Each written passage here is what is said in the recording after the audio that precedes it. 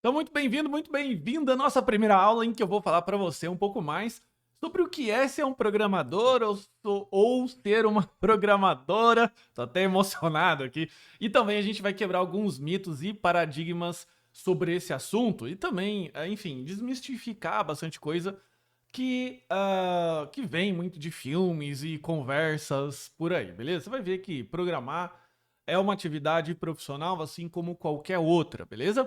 Então, antes da gente iniciar nossa jornada, vamos entender o que é ser exatamente um programador e programadora, beleza? Primeira coisa que você precisa fazer é tirar da mente que um programador, ou aquele profissional, o programador, ele precisa ser um gênio, que ele é o hacker, ou que ele é o mestre ali, o gênio da matemática. Cara, é bem verdade que isso no passado acontecia dessa forma, porque a tecnologia ela era pouco acessível. Imagine que para eu conseguir sentar na frente do computador, eu tinha que lecionar numa universidade americana. Tô falando isso da década de 60, beleza? Em que eu precisava ser suficientemente gênio e inteligente para lidar com vários circuitos eletrônicos. Então eu tinha que até digitar, não existia teclado, então eu tinha que até imputar os códigos através de cartão perfurado. Então a tecnologia era pouco acessível e por isso existia essa necessidade de ter uma maior cognição, podemos dizer assim,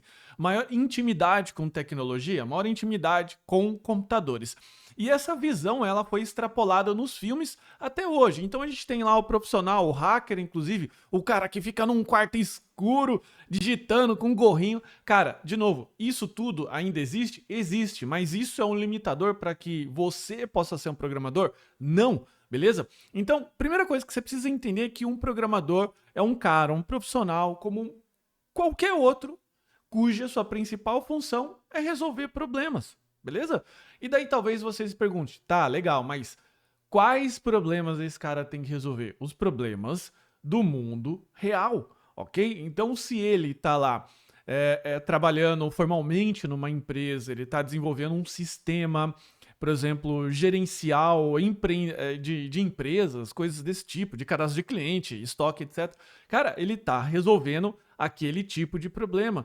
E por que esse profissional, inclusive, ele é mais valorizado? Porque a tecnologia hoje tem muita capilaridade, ela está em todo lugar. Então, qualquer empresa hoje precisa ter um computador lá para ela poder fazer pelo menos uma planilha de Excel. Então, por isso que o profissional programador se torna tão importante, beleza? Só que você vai entender agora que resolver, já entendido, quebrado esses primeiros mitos, entendido o que esse cara faz, esse profissional faz, beleza. Qual é o processo, então, que você passa para criar o programa?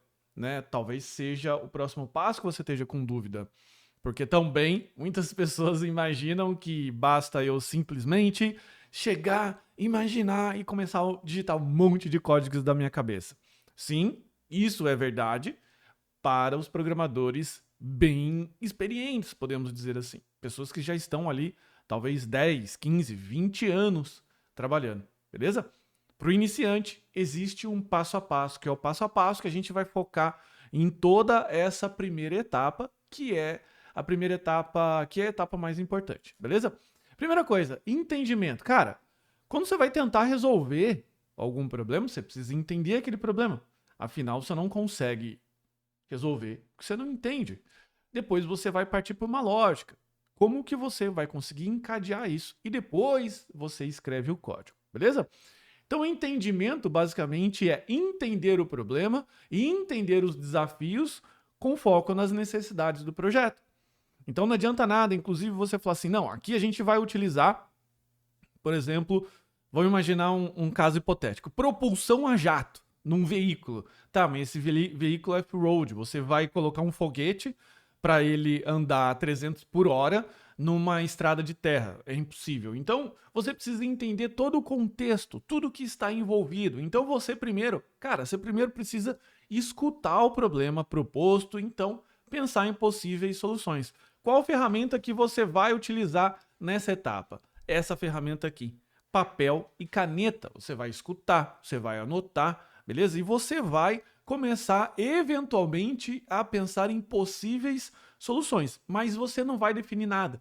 Nesse momento você simplesmente escuta e entende o problema, porque você não consegue resolver aquilo que você não entende, beleza? Segundo, você vai para a lógica. Então, assim, com as possíveis soluções rascunhadas, você define a lógica. O que é uma lógica de execução? Uma lógica de execução é uma estratégia com foco em programação. Então, essa estratégia, essa forma da gente desenvolver isso, chama-se algoritmo.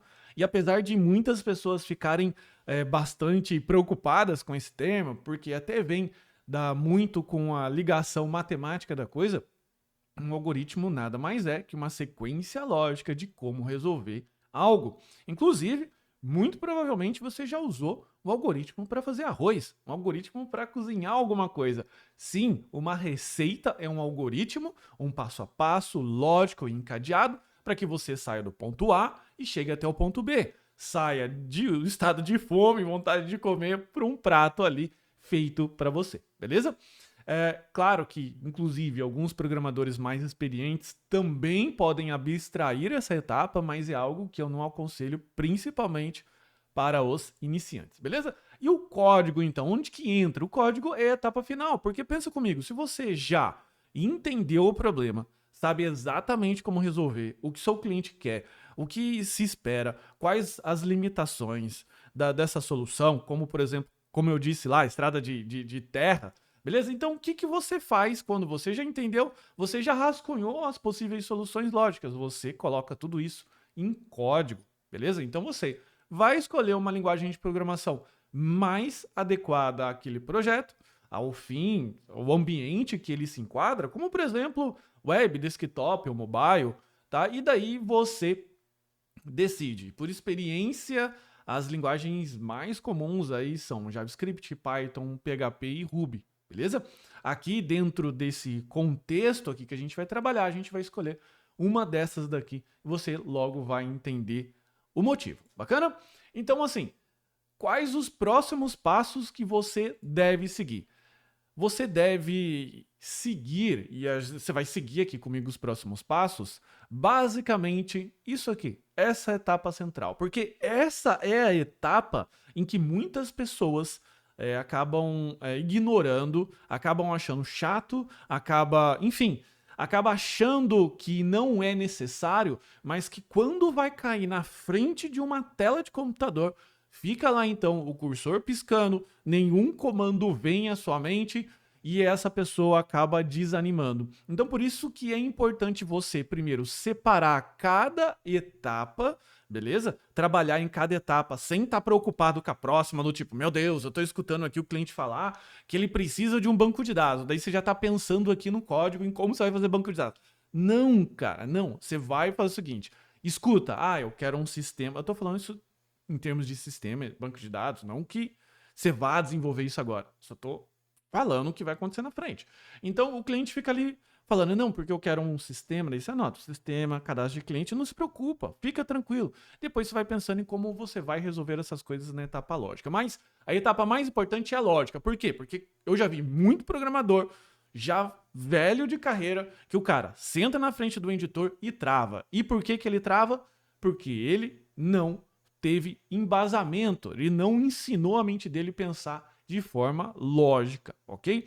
Então, inclusive, essa é uma etapa de entendimento e lógica que você vai começar e você nunca vai terminar, porque você sempre vai se deparar com um problema diferente e sempre você vai precisar voltar e exercitar sua lógica. Claro que em determinados problemas você vai ter mais facilidade e isso vai passar batido, beleza? Então é essa nossa estratégia que a gente vai caminhar aqui agora, é isso que você precisa colocar na sua cabeça, em treinar a lógica, e é dessa forma que a gente vai conduzir o curso e colocando mais exercícios, te ensinando técnicas mais fáceis para você conseguir resolver isso. Enfim, é dessa forma que a gente vai trabalhar, beleza? Então vem comigo na próxima aula para que a gente possa iniciar de fato aqui com mão na massa na parte de lógica.